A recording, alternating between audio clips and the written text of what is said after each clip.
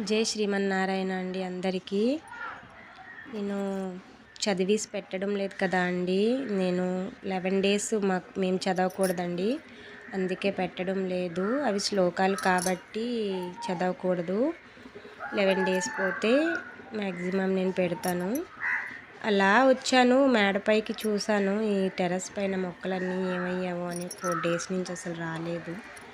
ఎన్ని పువ్వులు పూసాయో అండి, చూడండి ఎన్ని గులాబీలు పూసాయో. చాలా వరకు చాలా బాధగా ఉంది. వీటిని దేవుడి పాదాల వరకు చేర్చలేకపోతున్నాను. బట్ ఇప్పుడు మేము దీపాలు కూడా పెట్టకూడదు కదా, అందుకే వీటిని అలా చూసాను. చూడండి ఎన్ని ఉన్నాయో చూడండి, అసలు ఒకేసారి ఎన్ని పూసాయో.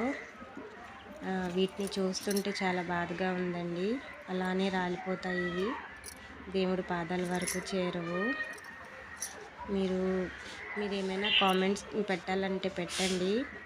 నేను 11 డేస్ తర్వాత మళ్ళీ విష్ణు సహస్రనామాలు చదివి పెడతానండి.